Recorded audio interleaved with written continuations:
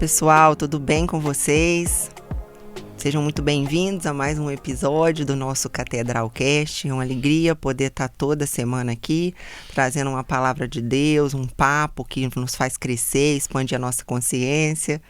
E hoje está muito especial, como todos são muito especiais, mas hoje eu trouxe dois moços para conversar com a gente.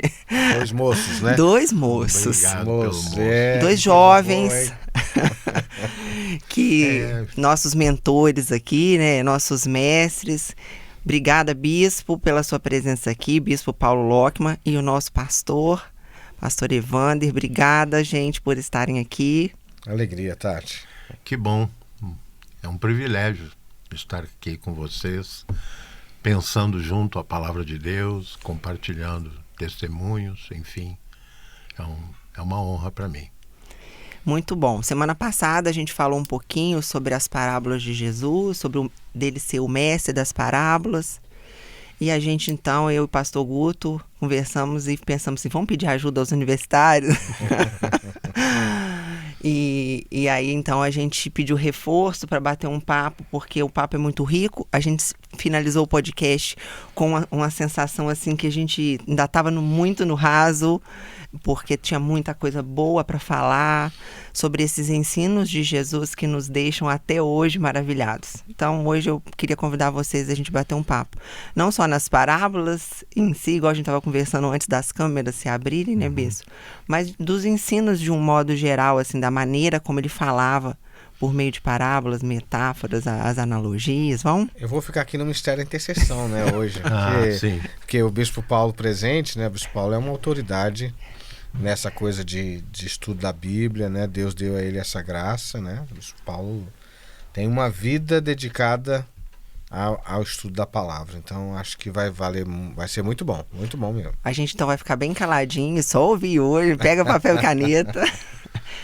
Bom, quando se fala de Jesus como mestre, é necessário lembrar e ajudar a lembrar que na expectativa messiânica de Israel, o Messias tinha vários caracteres. Um deles, ele é que abriria o verdadeiro sentido da Torá, da lei de Deus e dos profetas. Ou seja, o Messias seria aquele supermestre que traria uma compreensão maior.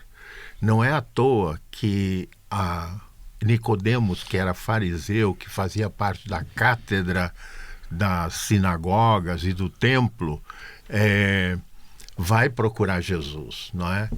Não só pelos sinais, mas pelo ensino que Jesus trazia, que, de certa maneira, confrontava demais a cátedra dos que já vinham dirigindo Israel, não é? Por isso, causava em muitos momentos inquietudes, tanto pelas figuras das parábolas, como pelos próprios atos de Jesus, né? Um dos, diríamos assim, confrontos mais notórios era: as mulheres eram consideradas incapazes de entender a Escritura Sagrada. Jesus quebra totalmente isso. As crianças eram consideradas ignorantes, não é? E Jesus dá relevo a elas, não é? Alguém só poderia se considerar de entender alguma coisa do reino de Deus e dos propósitos de Deus depois de fazer o Bar Mitzvah, que não era à toa, tinha que escolher uma passagem da Escritura e explicar aos 13 anos de idade e explicar perante o público para ser considerado cidadão judeu, não é? Então, as parábolas foram uma das linguagens que confrontou bastante, não é? Pelas figuras que Jesus usou. Jesus coloca a discussão da lei e da vontade de Deus num outro patamar, né? Totalmente, né? Ele muda o nível da discussão. Eu acho que essa é uma chave importante pra gente, porque muitas vezes a gente volta para as Escrituras com um olhar anterior a Jesus. É verdade. Buscando as Escrituras normativa, regra, o legalismo, né? O legalismo. E Jesus propõe uma leitura das Escrituras que parte de um outro viés, que é o viés da graça, da redenção, do amor. Então ele muda a lógica. E ele muda o nosso olhar, né, acerca das coisas. O que nos chama a atenção, semana passada a gente falou bastante disso, é como que ele trazia temas tão complexos, paradigmas a serem quebrados, com figuras, imagens, ilustrações tão simples do cotidiano, e fazia todo mundo ficar maravilhado. Sim. Então eu queria começar provocando vocês com relação àquele ensino que tem em Mateus 6, 22, né, que os olhos são a candeia do corpo. A lâmpada do corpo. Se os olhos forem bons, todo o seu corpo será cheio de luz. Mas se os seus olhos forem maus, todo o seu corpo será cheio de trevas. Portanto, se a luz que está dentro de vocês são trevas, que tremendas trevas são.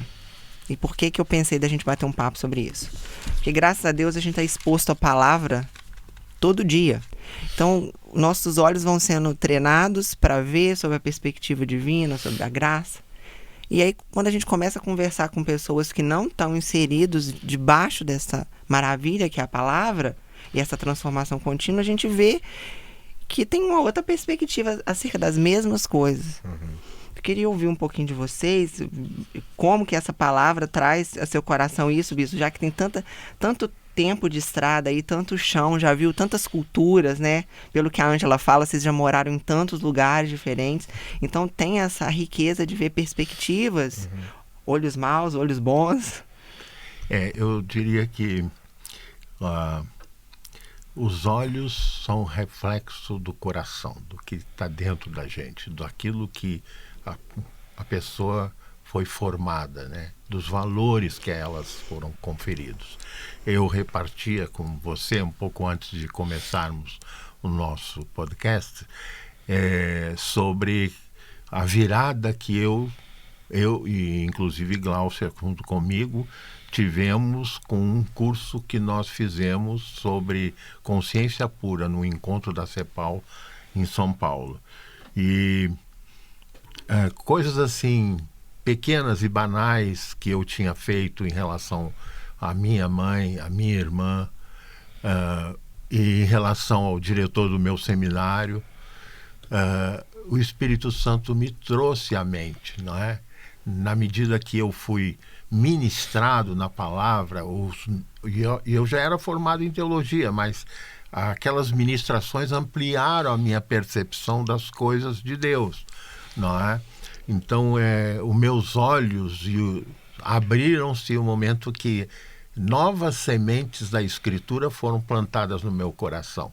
Então, eu viajei a Porto Alegre, no meio, assim, não era período de férias, para pedir perdão ao diretor do meu seminário, para pedir perdão à minha mãe, para pedir perdão à minha irmã. Ou seja, e casualmente, logo depois que eu pedi perdão, foi quando eu fui batizado com o Espírito Santo, né? Eu entendo que não é só casual, né? O meu próprio coração e a minha vida foram reconciliadas plenamente com Deus. E exatamente isso, né? Quando Jesus diz, esse nosso olhar, a maneira de ver, é transformada pela essa ação do Espírito Santo. Ou seja, então a Escritura é um dos elementos que é o maior elemento que o Espírito Santo nos fala para ampliar a nossa visão da vida e das coisas.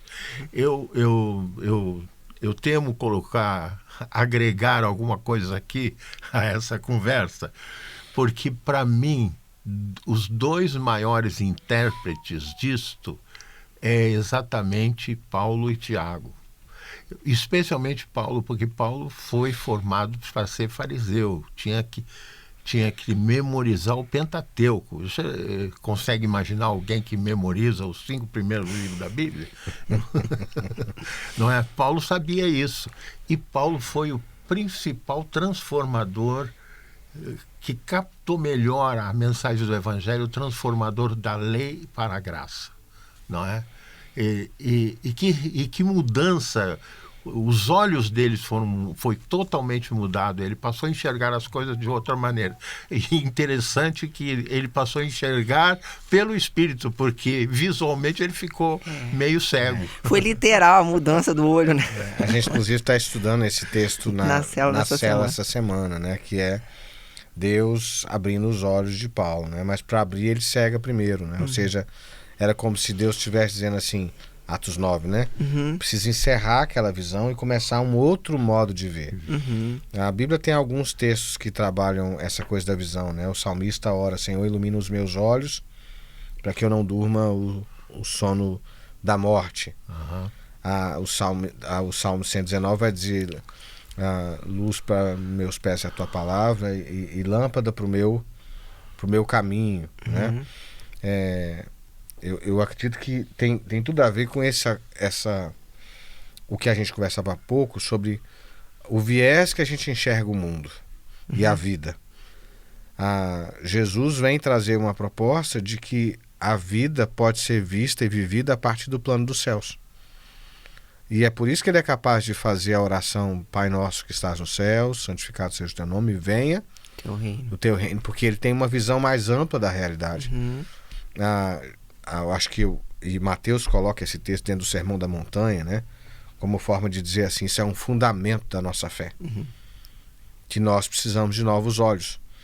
Porque senão nós vamos só perpetuar o princípio da religiosidade, que essa ideia de agradar a divindade, fazendo coisas que a divindade quer, enquanto na verdade o evangelho eu vejo, então eu vejo com olhos da fé, eu vejo porque Deus iluminou os meus olhos, eu vejo porque Deus abriu os meus olhos, como abriu dos 2 caminhantes de Emaús, quando Jesus senta com eles à mesa e abre os olhos, e aí eles conseguem enxergar a mesma realidade que está diante deles, mas com outros olhos, com olhos de fé, com olhos de esperança.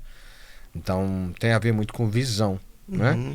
Quer dizer... Me chama a atenção na fala do bispo, né, dentro dessa perspectiva aí que você trouxe de reino, que eu creio que às vezes a gente entende assim, agora eu sou nova criatura, então os meus olhos já foram mudados. Mas no relato do bispo, ele já era nova criatura.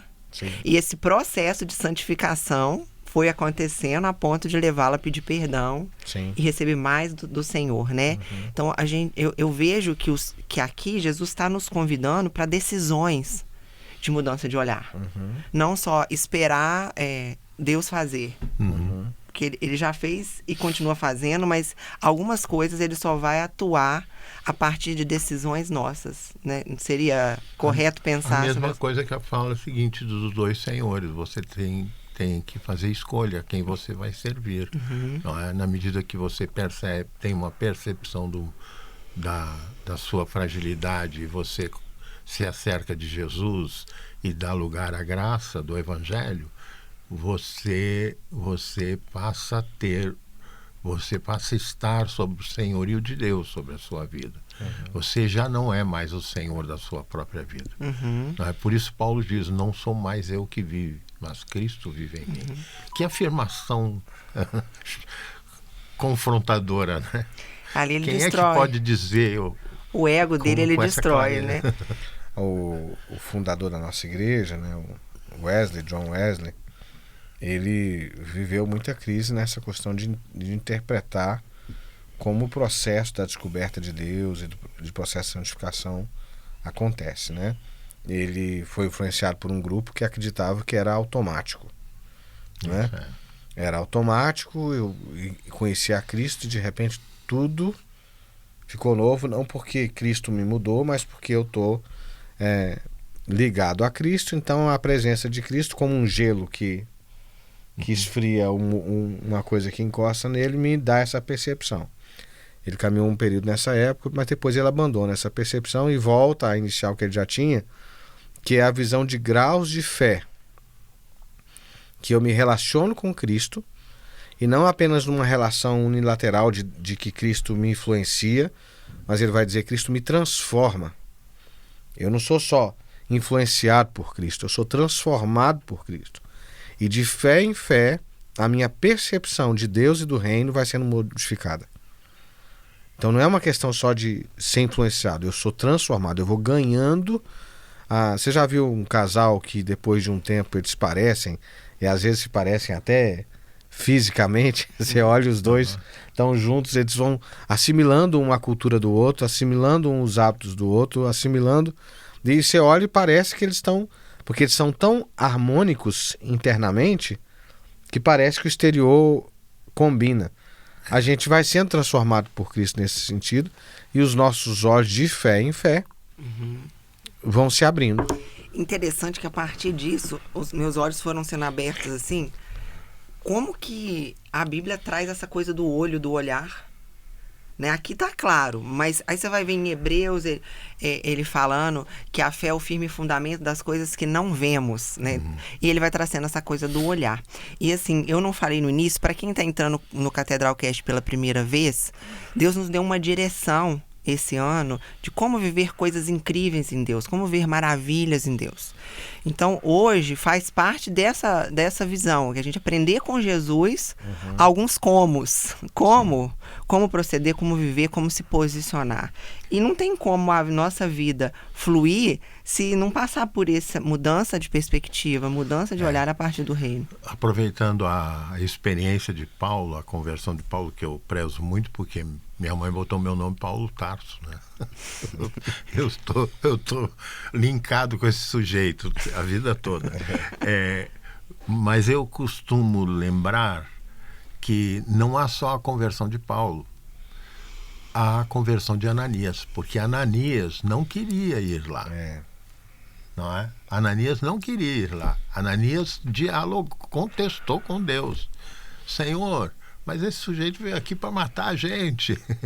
Tu tem certeza, né? Tem certeza que eu tenho que ir lá na casa de Judas fazer uma oração por Paulo? E o Senhor vai. Deus é paciente, né? Ananias, vai, Ananias, porque esse é um vaso escolhido por mim para levar o evangelho aos gentios, né? Acho essa frase assim foi tocante, mexeu com Ananias, ele acordou, ou seja, ele teve uma nova conversão, né? Então, mudança de olhar não foi só de Paulo, mas de Ananias também em relação. E eu acho que isso é um processo cíclico que se repete na vida da igreja, né? Eu compartilhava com vocês agora há pouco, né? A gente está aqui gravando o podcast depois da minha célula, né? E como eu sou transformado na minha célula. Como a provocação daqueles que estão tendo o seu olhar modificado muda o seu olhar. Muda o meu olhar também. É verdade. Porque, na verdade, nós estamos... Quando alguém se decide por Cristo, ele se conecta ao corpo. Então a mudança dele me afeta, a minha mudança afeta ele também. Então, quer dizer, o que a igreja estava vivendo a Saulo se converter, abriria um capítulo novo da história da igreja. E precisava da conversão de Ananias, né? Verdade. E é interessante que isso só acontece, né? E vai acontecer o ministério de Paulo, porque antes, lá atrás, Pedro também se abriu para o novo. E é Deus fazendo isso o tempo todo, né? Interessante. Se a gente continuar aqui, depois ele fala de olho de novo no capítulo 7 de Mateus, que não tem essa divisão, né? Deve ter sido no mesmo dia, vocês acreditam que foi no mesmo... Quando ele fala do cisco e da trave, sobre a questão do nosso julgamento. Isso está em Mateus capítulo 7. E aqui a gente estava no 6. Deixe-me compartilhar algo que reforça... compartilhar algo que reforça isso, né? Quando eu tive uma experiência de conversão, eu estava no exército. E logo que dei baixa, uns meses depois, eu voltei para Porto Alegre. E aí eu tinha um primo muito chegado, que a gente aprontava todas, quando adolescente, antes dos 18 anos, com ele. E eu aprontava muito, né? Não preciso nem contar, porque eu tenho até vergonha de contar. Mas aí uma das primeiras pessoas que eu fui contar que eu tinha me convertido, que Deus tinha me chamado para o pastorado, foi para ele, o Renato. Ele ficou 5 minutos rindo da minha cara, porque ele disse: você, pastor, não acredito. Ele não conseguia parar de rir. Eu falei: não, é sério, Renato. Não, rapaz, você, pastor, não dá, cara. Porque o olhar dele era exatamente quem eu fora, né? Ele não podia entender a transformação que Deus faz, né? Então, a gente vai vivendo essa dualidade. A gente olha para as pessoas e tem um olhar, não é? Mas não sabe o que Deus está fazendo na vida delas, né?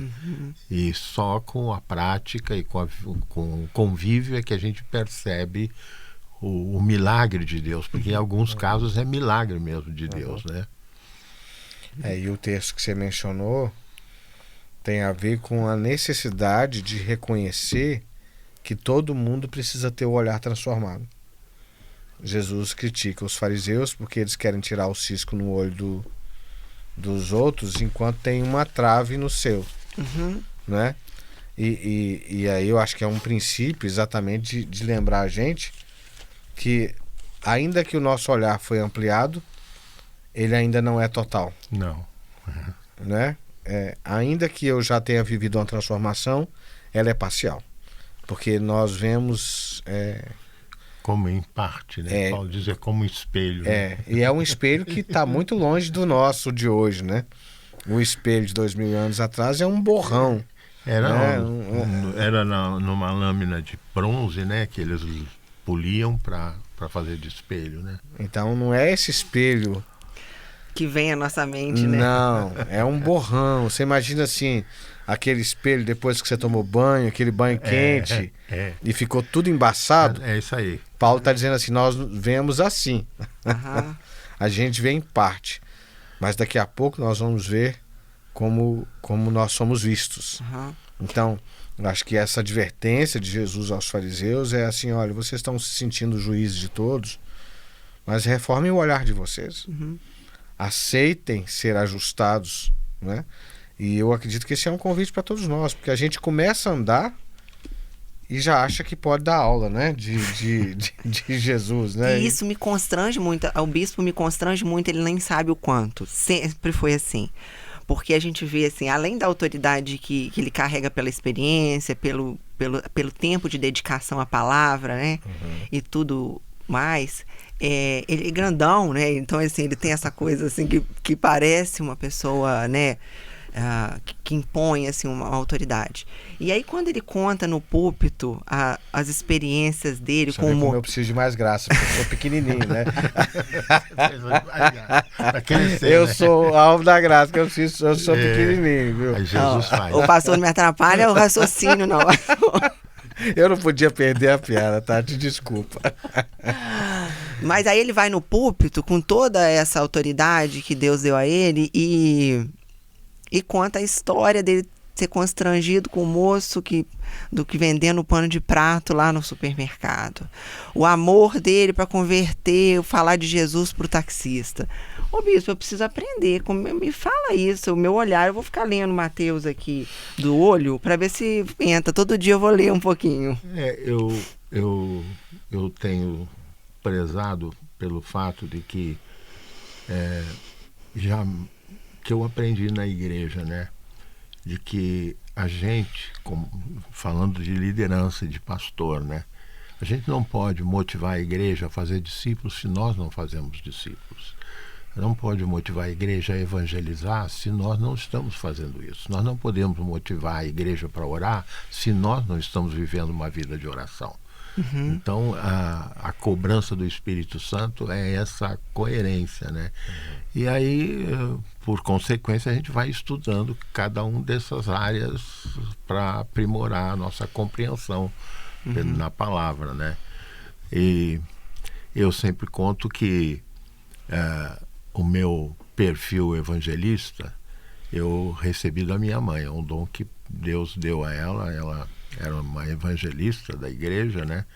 De ir 3 vezes por semana a 3 diferentes hospitais e ir de leito em leito, distribuindo literatura, folheto, orando pelos enfermos, ganhando vidas. Eu nem tenho a conta de quantas pessoas ela ganhou para Jesus, né? Então aquilo era uma referência que me inspirou a vida toda, né? Como o pastor Evander, né? O pai dele era um tremendo evangelista, um homem de orar, impor as mãos sobre os enfermos e ver pessoas curadas, né? Então, nós todos temos referências que iluminam a nossa caminhada, né? Que são referências espirituais que iluminam a nossa caminhada, né? Assim, o discipulado é isto, você se tornar referência que motiva outros. É de novo a experiência de Ananias e Saulo, né? Quer dizer, um Ananias com medo, titubeando, E ele estava julgando Paulo, cheio de insegurança, né? imperfeito. Ele estava julgando Paulo quando ele fala para Deus, tem certeza? É. Né? E tá com Mas- um olhar, né? Mas ele é obediente. Aham. Ele ouve Deus Uhum. e ainda que com dificuldade, ele obedece. Uhum. E porque ele obedece, a graça de Deus que está nele serve para abrir os olhos de Paulo. Mas ao mesmo tempo, quando os olhos de Paulo são abertos, o de Ananias também é aberto. Com certeza. Então quer dizer, e essa é a graça da igreja. Enquanto eu estou, por exemplo, sendo ministrado, aquele que está ministrando sobre a minha vida também está sendo impactado, também está sendo tocado, a visão também está sendo reformada, né? Uma coisa que me toca e que para mim é o centro da fé cristã é a frase dele quando ele chega na casa para orar por Paulo. Ele Paulo era o inimigo, e aí ele chega na casa e diz: Saulo, irmão, o Senhor que viste no caminho me enviou para orar por você, para que sejas batizado e volte a ver.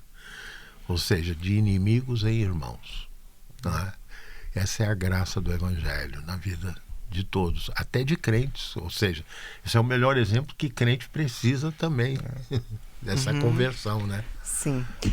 Hoje desculpa, Tati, Não. mas hoje na minha célula, uma pessoa foi acrescida ao reino, alguém que foi tocado há um tempo atrás, acabou se distanciando, e ele disse em alto bom som para nós: eu preciso de uma família como essa, né? E a abertura de coração dele, então ao mesmo tempo que ele estava sendo tocado pela palavra e se abrindo para ela, nos tocou. Uhum. E nós dissemos: olha, nós estamos aqui, é um prazer te receber. E quer dizer, e o ambiente da célula foi modificado porque uma vida se abriu a Jesus, né? Então esse lugar no reino, né, que Deus coloca todo mundo à mesa e só tem um Senhor. Você pode até ter níveis diferentes de percepção, você pode até ter níveis diferentes de maturidade, mas são todos discípulos. Não tem graduação para discípulo. Não tem. O bispo Paulo, com toda a caminhada dele, continua discípulo. Uhum. E isso é extraordinário no reino de Deus. Isso acolhe, isso une, né? Porque aí não tem acusador, não tem mais nem menos, a pessoa se sente e aprendo, né? Entre as muitas experiências assim que pessoas, não é, ministraram, certa feita eu fui a um campo missionário que reunia assim numa loja, e eu cheguei, a porta estava fechada e eu ouvi oração. Era um grupo de irmãs, né, que estavam orando. E aí eu bati, elas abriram, eu entrei na reunião de oração, que era uma reunião de oração antes da escola dominical. E aí na reunião de oração, a irmã vira para mim e diz assim: o Senhor esta semana vai entregar os recursos que nós nas suas mãos, que precisamos para comprar o terreno para a nossa congregação. Eu olhei para a irmã, eu tinha 3 meses de bispo, não tinha nem noção do que eu tinha que fazer. E ela olha para mim e fala aquilo, eu só tive assim o temor de tirar a fé dela, né? Eu falei: irmã, continue orando, né? Porque eu não estava acreditando absolutamente em nada. E isso foi no domingo de manhã. Terça-feira eu vou para uma reunião, o bispo Nelson diz assim: a Junta de Ministérios Globais da Igreja Unida em Nova York votou uma verba para campos missionários no Brasil, e a gente está fazendo um rateio. E aí eu perguntei para a primeira, e ele falou: era o valor do preço do terreno. Uau! Gente, aquela foi uma das primeiras grandes lições que eu tive como bispo, não é? Confiar na fé do povo simples da igreja, né? Quer dizer, aquela mulher, Deus deu uma revelação para ela que não deu para mim. Assim, né? Então, essas coisas nos faz mais pequenos, né? Nos faz perceber que a graça sempre vai transcender tudo que a gente já entendeu ou que a gente já obteve, a graça e a manifestação e a sabedoria de Deus sempre vai muito, muito além, né, do que a gente pode entender. Amém. Muito bom. Sobre confiar, já que o senhor falou sobre confiar nas coisas que o Senhor revela, eu queria provocar vocês um pouco sobre a gente falar sobre um ensino dele tão atual e tão necessário, que quando ele nos compara, né, não compara não, ele fala assim, ele tem um cuidado com os pássaros, com os lírios. Lucas vai falar do pardal, né? Mateus 6, né? Então, é o mal do século, segundo alguns autores, que é a ansiedade, né? Quando você conta um testemunho desse, você fala, Deus sabe do recurso necessário, do terreno. Isso ainda me impressiona muito. Como que Deus nos conhece assim no detalhe e levanta irmãos para falar com a gente, né? E eu estava preparando e eu falei, Senhor, eu fui ministrada muito nesse texto de Mateus 6. E queria ouvir um pouquinho de vocês, porque ele fala que toda ansiedade em si mesma é um serviço a Mamon, ou um serviço a gente acredita mais ou na nossa própria capacidade, ou desvia o foco do grande provedor da nossa vida. Pesado isso, né? Eu acho que a gente tem que separar um pouco, né? A Bíblia não está falando da ansiedade enquanto enfermidade, enquanto uma patologia. A Bíblia não reconhece esse problema que o nosso século conhece tão bem, que é porque senão a gente, ao invés de ajudar, a gente coloca mais peso sobre quem está vivendo um transtorno de ansiedade, que precisa de um acompanhamento médico, e que Deus pode curar também. Deus é sensível a isso, né? Mas a ansiedade de que a Bíblia fala tem a ver com um estilo de vida ansioso, desprovido de fé, né? Só para separar, porque senão porque hoje a gente trata a ansiedade como uma coisa só, e não é uma coisa só. E o podcast, esses papos, é justamente para trazer alívios, luz, né? né? Então a ansiedade enquanto enfermidade, ela, além da graça de Deus, que é fundamento para tudo, ela precisa de acompanhamento médico, psiquiátrico, uso de medicamento, reprogramação da vida e tal. Ela pode ser consequência de uma vida que não tenha nascido de fé, mas nem todo transtorno de ansiedade é necessariamente um problema de fé. Às vezes tem a ver com uma condição, com um trauma que alguém enfrenta. Agora, a ansiedade que a Bíblia está falando é essa vida acelerada que a gente quer ter o controle. E também nós vivemos uma sociedade de consumo que cria necessidades que não são reais. Não é? Especialmente os adolescentes são muito afetados por isso, né? A gente está aqui, bispo, o celular não para de chegar mensagem, não chega notificação, né? O tempo todo, né? Do ponto de vista prático aqui, o que está colocado aqui são coisas básicas de sobrevivência, né? Do pão, do trabalho e tal.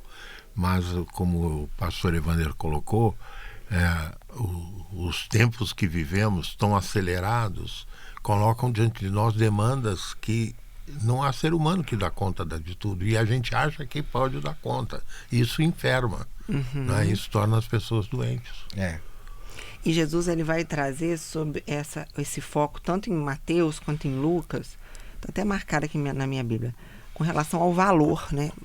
Vocês são mais valiosos do que o pássaro. Se eu faço assim com o pássaro, o pardal, que é um passarinho que tem tanto, né? De todo lado.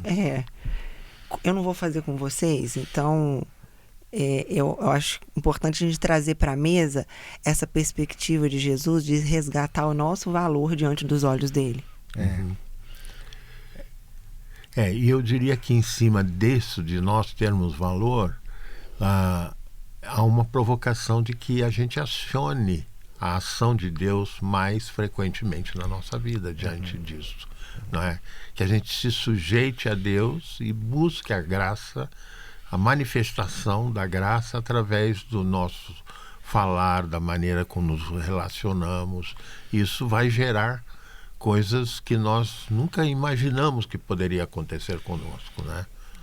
Eu já vivi situações assim estar lidando com problemas e situações não só da minha vida, mas na vida do rebanho, de pessoas queridas que a gente está cuidando, e de estar muito angustiado com aquilo.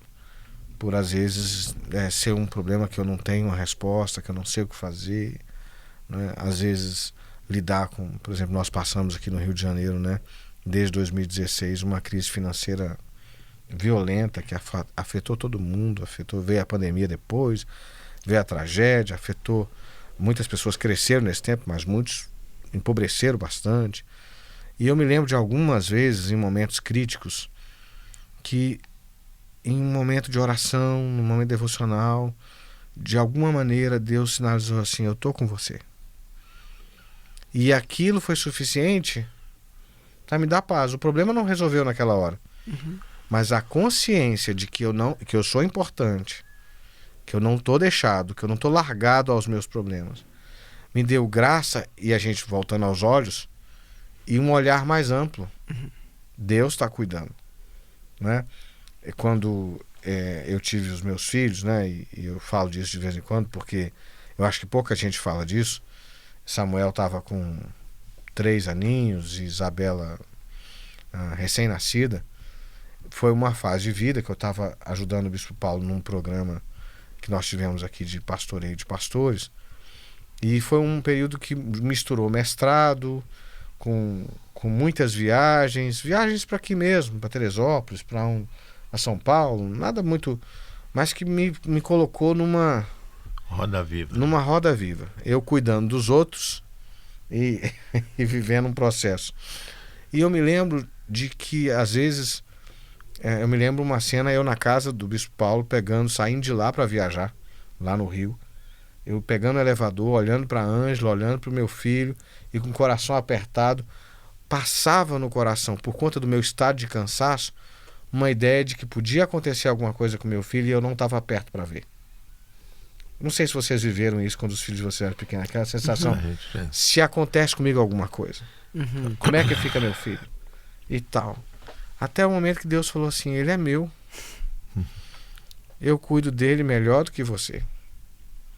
E eu me dei conta que eu não tinha como ter controle, né? A gente está vivendo aí um momento de pânico na sociedade por conta dessas tragédias que têm acontecido nas escolas, nas creches e tudo. E eu acho que a gente tem que se proteger, a gente tem que melhorar os nossos sistemas de segurança. Mas nenhum de nós vai conseguir ter controle do que acontece no trânsito. Então, quando você se dá conta de que você não pode, mas ao mesmo tempo que você tem um Deus que te ama, então o que a gente faz? É o que a Bíblia diz. Eu entrego para quem tem competência para cuidar. Já que eu não posso, já que eu não dou conta, já que eu não tenho como ter controle, eu entrego para quem tem. E aí eu usufruo de paz. E aí a gente começa a experimentar uma coisa muito extraordinária. Já tem um tempo, o tempo já passou, né? Os meus já estão adolescentes. Teve um dia que era assim, de tarde, e o meu coração, Deus começou a falar comigo sobre um dos meus filhos, né? E eu comecei a orar e senti um apelo de oração por eles. E aí eu peguei o telefone e liguei. Falei: o que está acontecendo? Você está precisando de alguma coisa? Estou aqui orando por você, vigia aí. E depois ele me contou, né, que naquela hora que eu liguei, tinha uma situação, né, um convite para um caminho diferente. Uma oportunidade que não era oportunidade. Uma tentativa, era um laço. E Deus me mobilizou, porque Ele me deu autoridade sobre meu filho. Eu não tinha como saber. Mas o Deus que cuida, Ele tem recursos que eu desconheço. Oh. E aquilo serviu de testemunho para o meu filho, aquilo serviu de bênção para mim. Então acho que é disso que Mateus fala. Sim. Eu assumo a fragilidade, mas eu reconheço a grandeza do amor de Deus. Sim. E quem está nos ouvindo, pensa que experiências lindas, né? Como a gente precisa da direção do Espírito para entender o texto, porque ao mesmo tempo que ele fala que a gente é de grande valor, a gente vê ele tirando de nós esse excesso de valor em termos de olhar para si. Quando ele fala, Jesus ensinando assim, sobre a gente olhar para o Pai, igual os seus filhos são meus. Então parece um paradoxo, né? Para de dar valor a si mesmo. Se alguns textos de outros autores, né, fora da palavra, mas ainda obedecendo a princípios, fala que a ansiedade é um valor exagerado à vida em si mesmo. E um convite a olharmos para a paternidade divina. Como o bispo que você vê, esse entre outros que parecem ser paradoxos, mas de fato são complementares. Se valorizar no sentido de se sentir filho, assumir essa posição. E ao mesmo tempo não dar tanto valor à própria vida porque ela é dele. Paulo diz assim: contemplando como por espelho, somos transformados de glória em glória. Contemplando o Senhor como por espelho. Por que como por espelho? Porque no espelho você só enxerga você. Não é? Então, quando você busca Deus, você não enxerga Deus. Você enxerga você e o seu drama. Não é?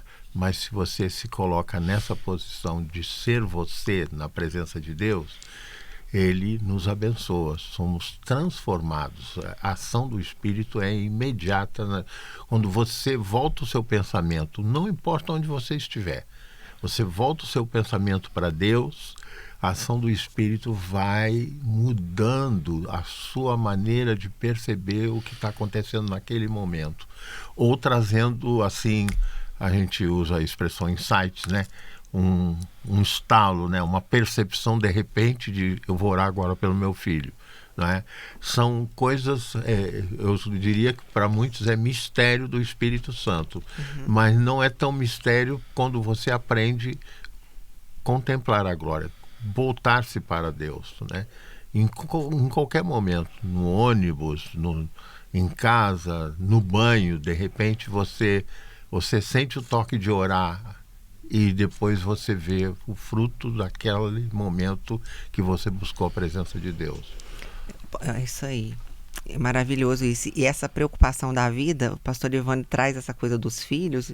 Os pais que estão nos ouvindo, eu creio que se a gente fosse fazer uma enquete, assim, a maioria de nós ia marcar que as preocupações envolvem os nossos filhos, o cuidado, o nosso zelo por eles, e a gente ama. E pegando até um gancho nessa experiência do pastor, essa semana, na segunda-feira, o grupo de mães da escola estava muito agitado, muito perturbado com essas notícias, com tudo que está acontecendo aí dessas ameaças. E então eu me voltei para o Senhor, falei: Senhor, me dá uma palavra onde eu possa ser luz, onde eu possa levar uma palavra para elas. E o Senhor me fez lembrar, né, dos Salmos 46, que não seríamos abalados, né? Mandei para elas, respeitando a fé de cada uma, pedi licença para compartilhar um texto, que eu não queria guardar essa luz só para mim, né? Lógico, é. E aí mandei. Foi bem recebido e eu percebi algo sobrenatural acontecendo. Simplesmente o assunto que estava perturbando cessou. E aí eu fui pro Senhor, fechei a porta do meu quarto e a Rebeca já tinha ido para a escola. Tinha acabado de sair. Eu falei: Senhor, era para mandar mesmo? Algumas mães não mandaram. E eu abri minha Bíblia para meditar. E o Senhor me deu Provérbios, capítulo 14, versículo 26. Quem teme o Senhor está seguro. Ele é refúgio para seus filhos. O temor do Senhor é a fonte da vida e ajuda a escapar das armadilhas da morte. Amém. Eu comecei a rir, porque parecia um WhatsApp, sabe? Foi uma resposta muito imediata, transparente, muito... Senhor, posso mandar para a escola? Quem teme o Senhor está seguro. Falei: tá, entendi, já entendi. Tati, eu estou na fase que agora a minha preocupação e o zelo maior agora é pelos netos, né? Porque os filhos estão todos, pela misericórdia de Deus, todos encaminhados, estão servindo a Deus. A última que mudou, voltou a morar na Holanda, a Paula. Deus fez assim, uma coisa assim sobrenatural. A escola mais próxima era uma escola evangélica para os meus 2 netos. A igreja, uma igreja de renovação espiritual, fica a 3 quadras da casa da Paula. E ela vai a pé para a igreja. Porque a minha preocupação é que a igreja, em geral, na Europa, está muito secularizada, muito fria, né?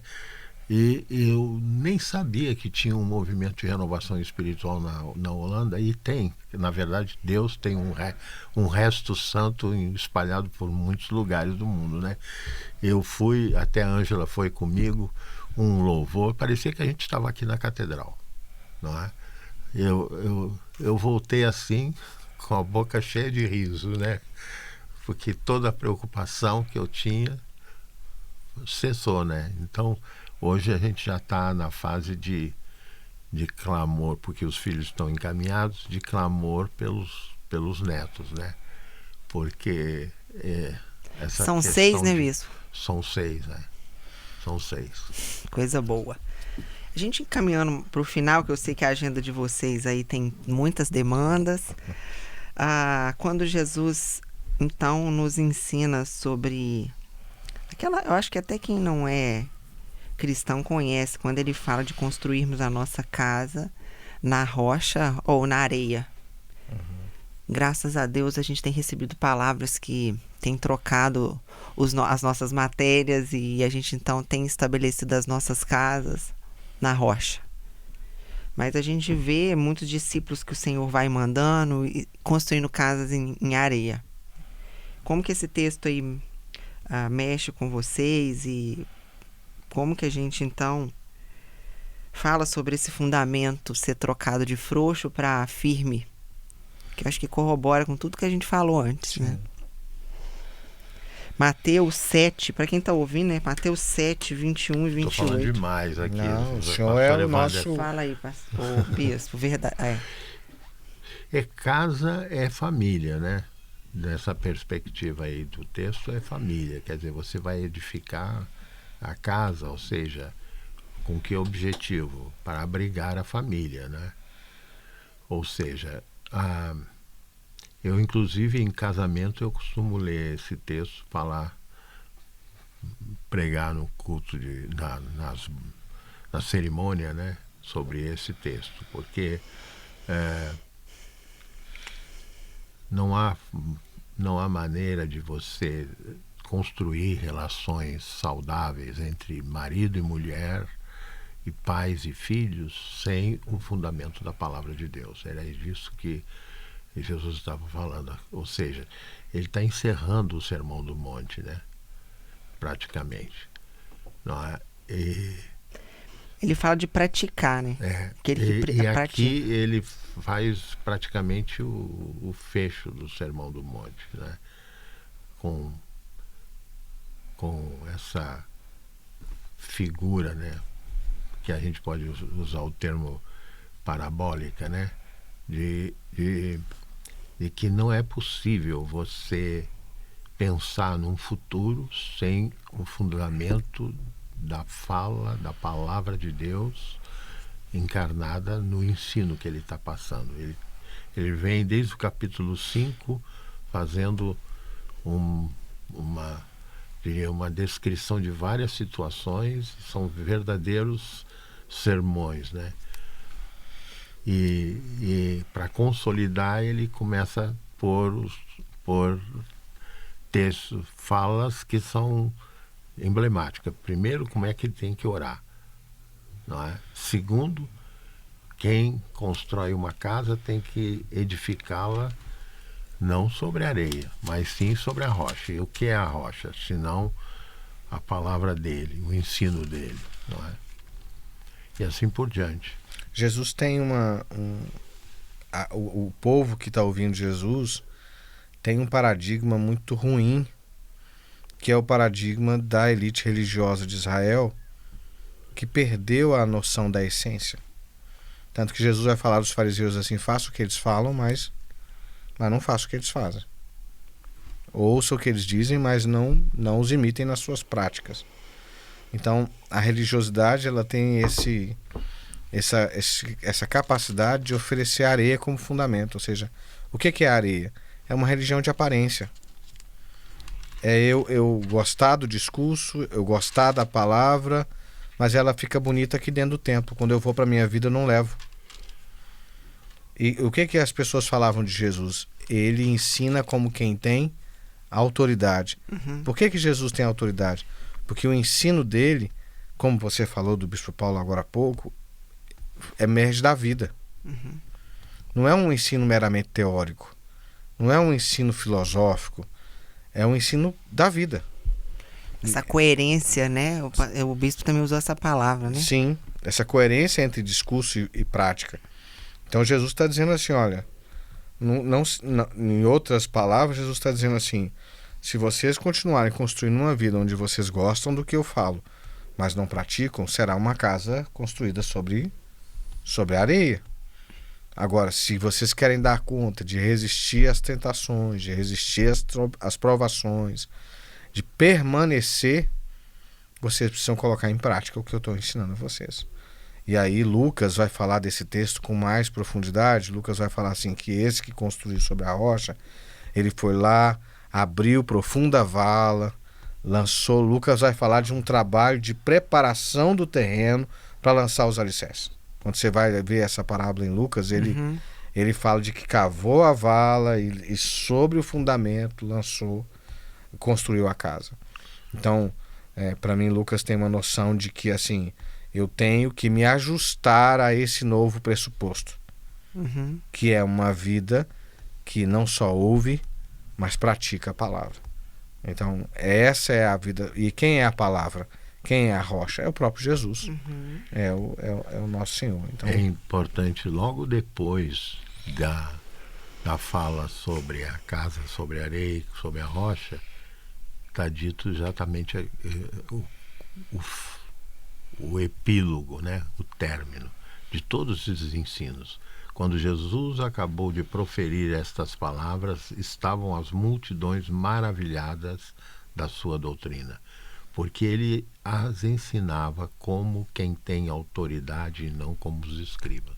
Não é? Percebe? Uma nova cátedra. É aquilo que a gente começou falando Jesus leva a discussão sobre a palavra a um outro patamar. Não é suficiente ser doutor da lei. É necessário ser um praticante da vontade de Deus. E com simplicidade, usando as imagens do cotidiano. Da vida, né? É interessante como que ele vai... Essa coisa que parece paradoxal, tem hora que me chama atenção, porque ele fala pra gente não julgar nessa coisa da humildade. Mas, ao mesmo tempo, ele nos mostra que é pra gente ter discernimento. Tipo, não faça como os mestres da lei. Então, não é a gente se posicionar como acusador, mas tem um convite aqui pra gente refletir. Reflita, fique esperto. E antes ele também diz não dar pérolas aos porcos. Então, não é não julgar, é não ser um julgar no sentido da acusação, né? Não vou julgar os outros, mas eu vou discernir a minha vida, né? O que eu vou fazer com ela, com as minhas escolhas, né? E que a palavra não pode ser imposta. Né? Todo o fechamento do Sermão do Monte, ele é assim coerente, né? Proposital. Primeiro, você tem que ser uma pessoa de oração. Segundo, você tem que fazer escolhas. Terceiro, você tem que estar atento para os falsos profetas. E por fim, a sua vida, a sua casa, a sua maneira de viver tem que ser construída sobre a rocha. O senhor falou e eu percebi que eu pulei algo que a gente não poderia entrar. A gente ainda tem mais um tempinho aí, pode ser? O pastor já fez assim, ó, não tem esse tempinho. Eu não tenho, mas vamos fechar. Pastor. Sobre a oração eficaz, ele fala sobre pedir, bater, né? E ele faz essa comparação que para mim é linda. O Senhor já falou nesse texto para mim, quando eu estava buscando nele uma resposta que eu queria muito. E ele fala, se seu filho lhe pedir pão, você lhe dará uma pedra? Ou se pedir um peixe, lhe dará uma cobra? Portanto, se vocês que são maus sabem dar bons presentes a seus filhos, quanto mais seu Pai, que está no céu, dará bons presentes aos que lhe pedirem. Essa vida de oração, bispo, o que você, eu falo você, né, mas é o senhor, pode nos acrescentar, deixar de ensinamento para quem está nos ouvindo, dentro desses ensinos que nos deixam maravilhados, sobre esse pedir, bater, para que a gente receba do céu? Bom, eu não gosto de dar testemunho de mim mesmo, mas eu vinha para cá no carro, eu estou dirigindo, eu estava orando o tempo todo. Então, eu digo que a vida de oração começa na vida de comunhão com o Espírito Santo. Eu entro assim numa profunda tristeza quando eu percebo que eu fiz uma coisa que o Espírito, que a palavra condena. Não é? Na mesma hora bate assim uma tristeza e eu sou constrangido a pedir perdão e me penitenciar. Por quê? Porque é isto, não é? É o que Paulo diz, de orar sem cessar também, não é? Eu diria que é cultivar um espírito de oração o tempo todo, né? De vez em quando a minha esposa me tira um pouco do espírito de oração, né? Eu não vou falar nada. Não é? Porque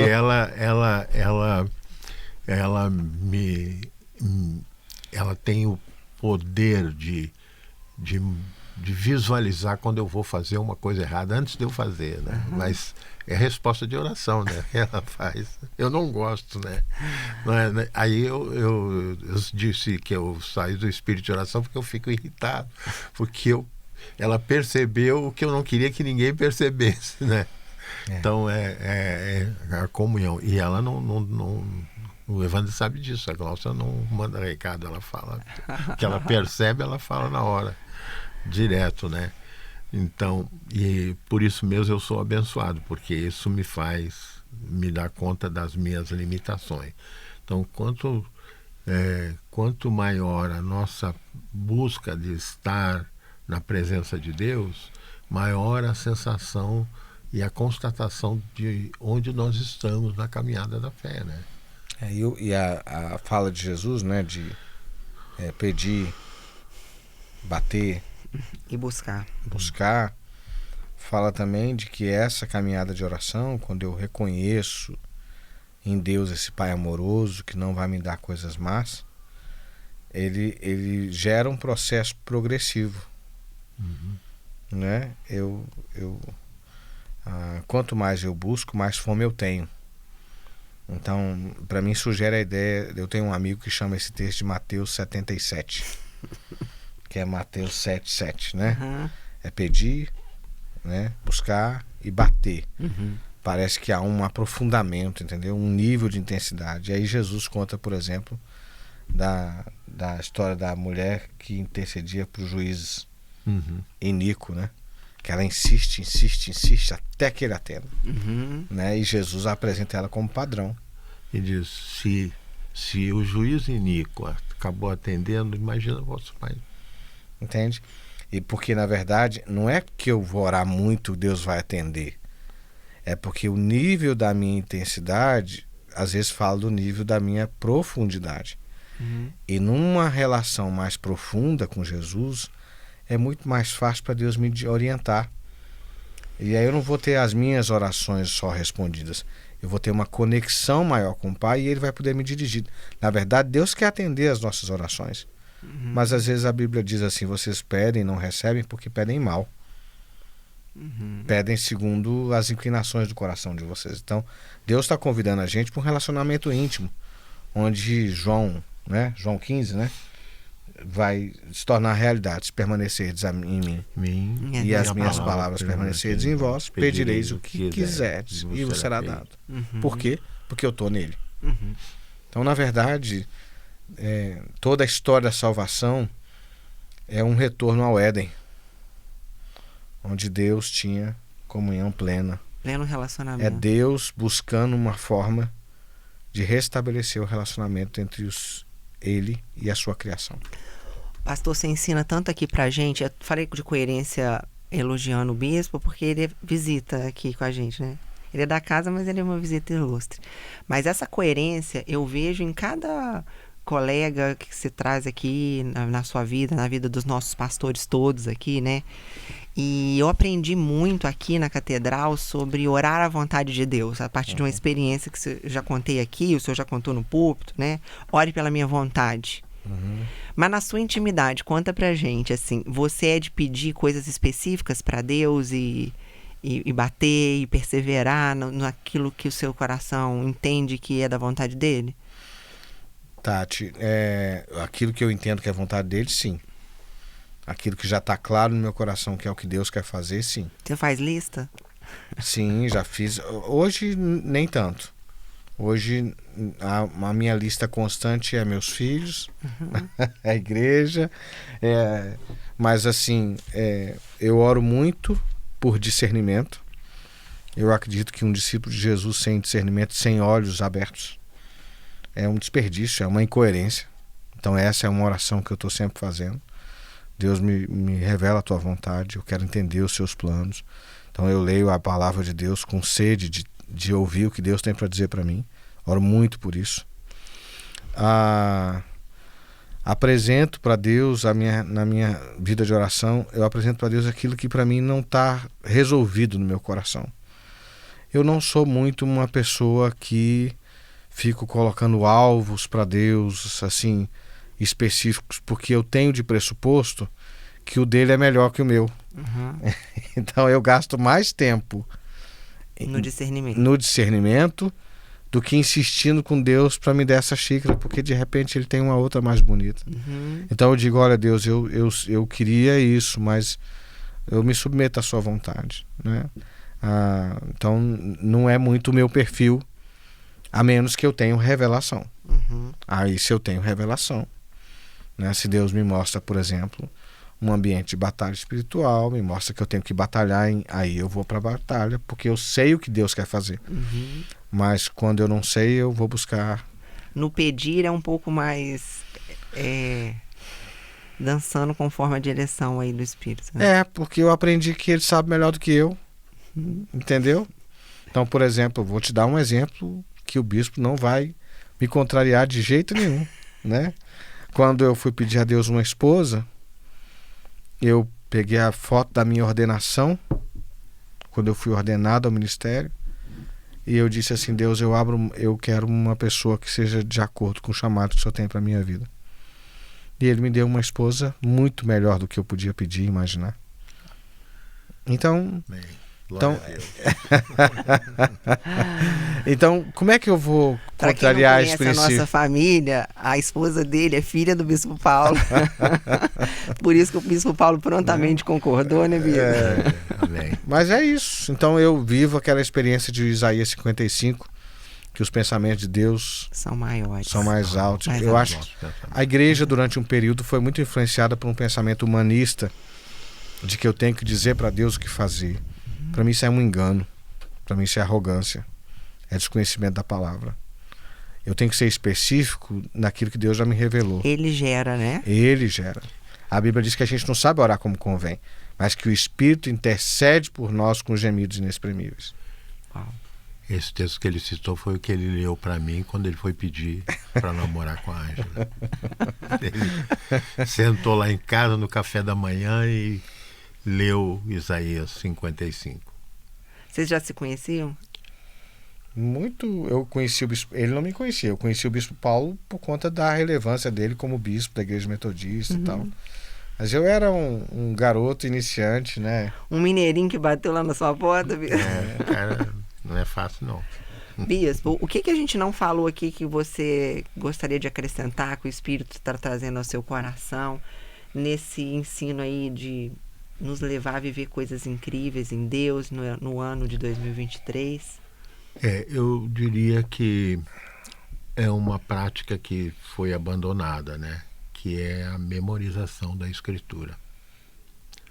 Eu considero que uma das bênçãos que eu tive, eu já falei isso do púlpito mais de uma vez, foi a Gláucia, que é, eu diria, a maior bênção que eu recebi na minha vida é Gláucia, né? E a Gláucia teve uma formação, ela estudou no Instituto Bíblico Palavra da Vida, que é um seminário bem bem bíblico, muito em cima dessa questão bíblica, né?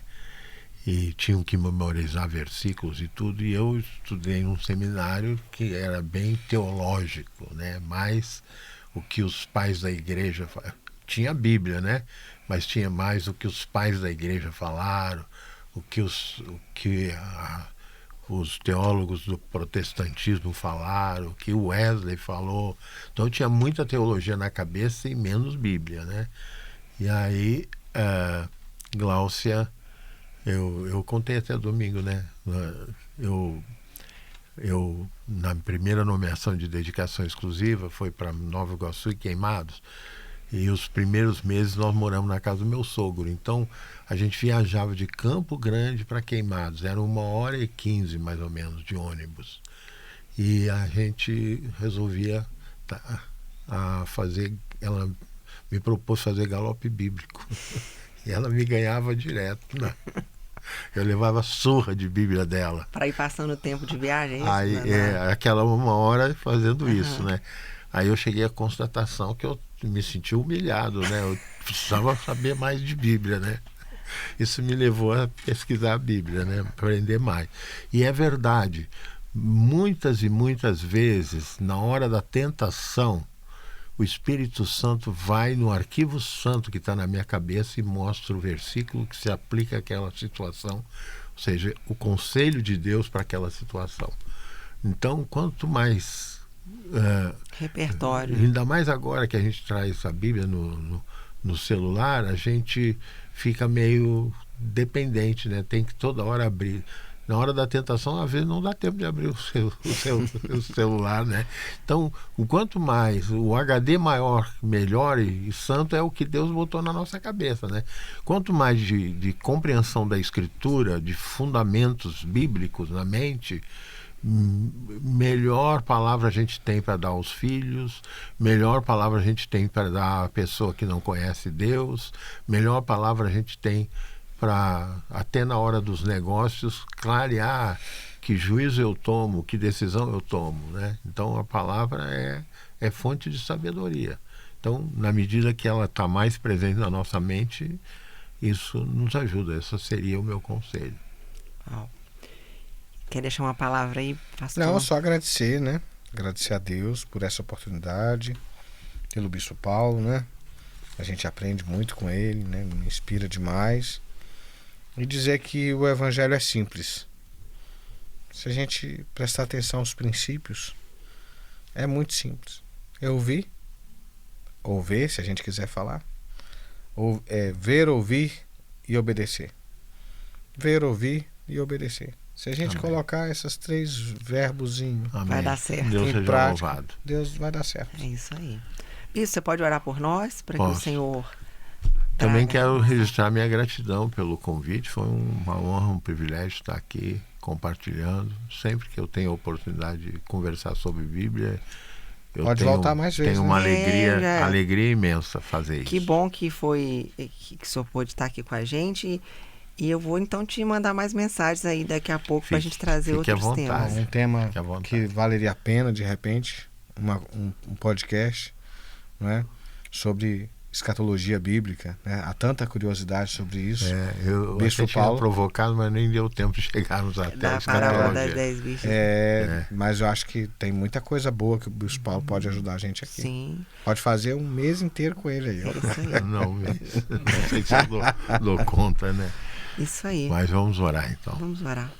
Obrigado, Jesus, pelo privilégio que temos de juntos buscarmos direção do céu sobre a nossa vida e sobre a vida de todos que partilham desse momento conosco.